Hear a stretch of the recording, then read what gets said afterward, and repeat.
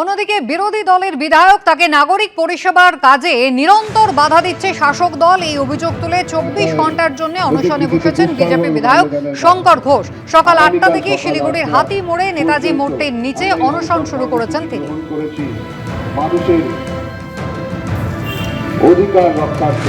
প্রথম তো বিরোধীদের স্বাধিকার রক্ষার লড়াই। গত 4.5-5 বছর ধরে এই লড়াই বিধানসভার ভেতরে বাইরে আমরা করেছি। ভারতীয় জনতা পার্টির বিধায়করা আমরা এই লড়াই করেছি শ্রমিকদের নেতৃত্বে, শুভেন্দুদার নেতৃত্বে। এই যে আপনি উদয়ন সমিতির কথা বললেন, 5 লাখ টাকা 34 লাখ টাকা কি দেখানোর জন্য? বিধায়ক কাজ করে না, বিধায়কের দ্বারা কিছু হচ্ছে না, 5-এর জায়গায় 34। অথচ সারা শিলিগুড়ি শহরে উন্নয়ন হচ্ছে না, পরিষেবা পাচ্ছে না, দূষণ বাড়ছে, রাস্তাঘাট ভেঙে চুরে গেছে, জল নেই, সেইখানে টাকা খরচা করছে না। করছে কোথায়? শঙ্কর যেখানে কাজ করবে ওকে কাজ করতে দিব না। সেইখানে গিয়ে হয় এনবিডিটি, নয় এসজেডিএ, নয় রাজ্যের সরকার কারো একটা নাম করে টাকা নিয়ে এসে কাজ শুরু করছে।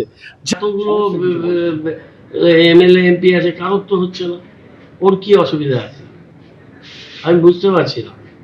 এটা যদি ও প্রচার করতে চায় তাহলে তো কেউ বাধা দিতে পারবে না। গণতান্ত্রিক দেশ, স্বাধীন নাগরিক, উনি করতে পারেন।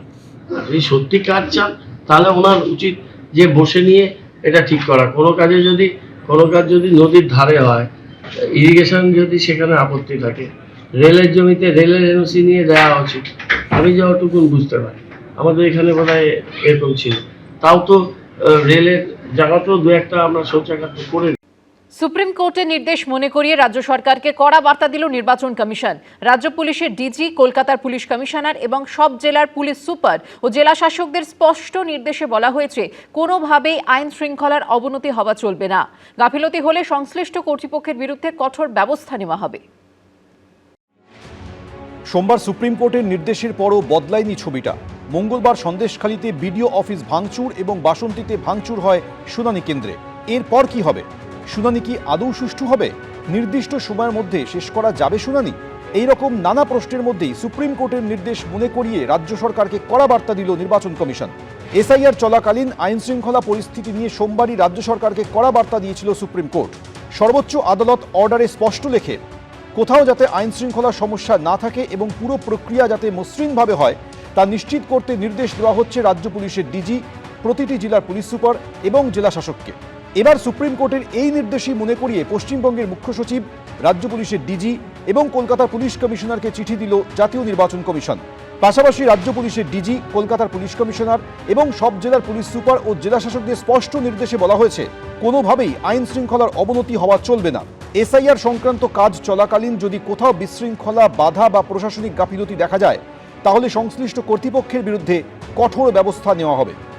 সুপ্রিম কোর্টের আদেশ, নির্বাচন কমিশনের বার্তা, সেটা যখন ভুলণ্ঠিত হচ্ছে সেই সময় দাঁড়িয়ে আমরা নিশ্চিতভাবে আশা রাখি যে সুপ্রিম কোর্ট আরো কঠিন এবং কঠোর নির্দেশিকা বা আদেশ এই রাজ্যের পশ্চিমবঙ্গ সরকারের প্রতি দেবে, যা মানুষের জীবন সুরক্ষার শুধু নয়, রাজ্যের আইন শৃঙ্খলা পরিস্থিতিকে স্বাভাবিক করতে সহযোগিতা করবে। এতদিন আমরা জানতাম বিজেপি হচ্ছে কমিশনের মুখপাত্র আর কমিশন হচ্ছে বিজেপির দালাল। আজকে দেখলাম নির্বাচন কমিশন হচ্ছে বিজেপির মুখপাত্র, মানে বিজেপির স্ক্রিপ্ট প্রম্প করছে নির্বাচন কমিশন। সবার আগে তো নির্বাচন কমিশন ভায়োলেট করেছে সুপ্রিম কোর্টের অর্ডার। সবার আগে তো গণেশ কুমারের উচিত কন্টেম্প অফ কোর্ট দেওয়া। সবার আগে ওকে প্রয়োজন করলে সুপ্রিম কোর্টকে দেখে পাঠানো উচিত। আগে নির্বাচন কমিশন প্রমাণ করুক যে নিজেরা ভোট চোর নয়, নিজেরা বিজেপির দালাল নয়। মুখ্য নির্বাচন কমিশনার গণেশ কুমার পশ্চিমবঙ্গের ভোটারদের আশ্বস্ত করে বলেছেন, কাউকে আইন হাতে তুলে নিতে দেওয়া হবে না এবং কেউ তা করলে কঠোর ব্যবস্থা নেওয়া হবে। সুপ্রিম কোর্টের নির্দেশ অক্ষরে অক্ষরে পালন করার কথা মনে করানোর পাশাপাশি চিঠিতে এসআইআর এর জন্য পর্যাপ্ত কর্মী মোতায়েন করার কথাও বলা হয়েছে।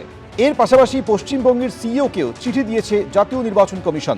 তাতে বলা হয়েছে, 24শে জানুয়ারির মধ্যে লজিক্যাল ডিসক্রিপেন্সি এবং আনম্যাপড ভোটারদের নাম গ্রামাঞ্চলের ক্ষেত্রে পঞ্চায়েত, মহকুমা শাসকের দফতর এবং বিডিও অফিস ও শহরাঞ্চলের ক্ষেত্রে ওয়ার্ড অফিসে টাঙাতে হবে। এই দুই ক্যাটেগরিতে থাকা ব্যক্তিরা তাদের নথি অনুমোদিত প্রতিনিধির মাধ্যমে জমা দিতে পারবেন। সেই প্রতিনিধি বুথ লেভেল এজেন্ট বা বিএলএ হলেও আপত্তি নেই, তবে প্রতিনিধির কাছে ভোটারের অনুমোদন পত্র থাকা বাধ্যতামূলক। যে অফিসার শুনানির নথি জমা নেবেন অথবা শুনানি করবেন তিনি নথি প্রাপ্তি এবং শুনানি সম্পন্ন হওয়ার বিষয়টি লিখিতভাবে দেবেন। নথি গ্রহণ ও শুনানির সার্টিফিকেট অ্যাপে আপলোড করবেন বিএলও। নির্দেশিকায় আরও বলা হয়েছে, মাধ্যমিক পাশের সার্টিফিকেট ছাড়াও মাধ্যমিকের অ্যাডমিট কার্ড যেখানে প্রার্থীর জন্ম তারিখের উল্লেখ থাকবে তা শুনানিতে নিতে হবে। রুমা পালের রিপোর্ট, এবিপি আনন্দ, কলকাতা। ভোটার তালিকায় গড়মিল বিতর্কে মুখ্য সচিবকে কড়া চিঠি দিল নির্বাচন কমিশন। 4 নির্বাচনী আধিকারিকের বিরুদ্ধে কি পদক্ষেপ করা হয়েছে 72 ঘন্টার মধ্যে তা জানাতে হবে মুখ্য সচিবকে। নির্বাচন কমিশনকে না জানিয়ে বিভাগীয় সিদ্ধান্ত। রাজ্যের 4 নির্বাচনী অফিসারের বিরুদ্ধে নেওয়া সিদ্ধান্তকে অবৈধ ঘোষণা করে মুখ্য সচিবকে চিঠি দিল নির্বাচন কমিশন। বেআইনিভাবে ভোটার তালিকায় নাম তোলার অভিযোগে দক্ষিণ 24 পরগনার বারুইপুর পূর্ব বিধানসভা কেন্দ্রের ইআরও দেবোত্তম দত্ত চৌধুরী ও এইআরও তথাগত মণ্ডল এবং পূর্ব মেদিনীপুরের ময়না বিধানসভা কেন্দ্রের ইআরও বিপ্লব সরকার এবং এইআরও সুদীপ্ত দাস, এই 4 জনের বিরুদ্ধে এফআইআর করতে বলেছিল নির্বাচন কমিশন। 5ই অগস্ট এ নিয়ে মুখ্য সচিবকে চিঠি পাঠায় নির্বাচন কমিশন। যদিও তারপর অভিযুক্ত অফিসারদের পাশে দাঁড়িয়ে নির্বাচন কমিশনের বিরুদ্ধে সুর চড়ান মুখ্যমন্ত্রী। কালকে আমার 2 জন অফিসারকে নোটিশ পাঠানো হয়েছে কিনা তাকে সাসপেন্ড করা হলো। আমরা বলি তোমার ইলেকশন এখন ডিক্লেয়ার হয়েছে, কোন আইনের বলে তুমি নোটিশ পাঠিয়ে দিচ্ছ? ইলেকশনের অনেক দেরি আছে, 8 মাস দেরি আছে, এখন থেকে সাসপেন্ড করতে শুরু করেছেন হরিদাস সব, কৃতদাস সব। এরপর 8ই অগস্ট অভিযুক্তদের বিরুদ্ধে ব্যবস্থা নেওয়ার জন্য সময় বেঁধে দিয়ে চিঠি দেয় নির্বাচন কমিশন। তাতেও কাজ না হওয়ায় দিল্লিতে ডাকা হয় তৎকালীন মুখ্য সচিব মনোজ পন্তকে। টানাপোড়েন সেখানেও থামেনি। এরপর দক্ষিণ 24 পরগনা ও পূর্ব মেদিনীপুরের জেলা শাসককে এফআইআর করার নির্দেশ দেওয়া হয়। কমিশনের সেই নির্দেশও কার্যকর করা হয়নি। সম্প্রতি রাজ্যের মুখ্য নির্বাচনী আধিকারিক বা সিইও দফতরে চিঠি দেয় রাজ্যের স্বরাষ্ট্র দফতর, যেখানে বলা হয় ওই 4 আধিকারিকের বিরুদ্ধে এফআইআর এর নির্দেশ প্রত্যাহার করা হোক। লঘু অপরাধে এত বড় শাস্তি দেওয়া ঠিক নয়। সিইও দফতর থেকে সেই চিঠি জাতীয় নির্বাচন কমিশনের দফতরে পাঠানো হয়। তারই প্রেক্ষিতে এবার মুখ্য সচিবকে জাতীয় নির্বাচন কমিশনের এই চিঠি, যেখানে বলা হয়েছে 4 নির্বাচনী অফিসারের বিরুদ্ধে নেওয়া বিভাগীয় সিদ্ধান্ত অবৈধ।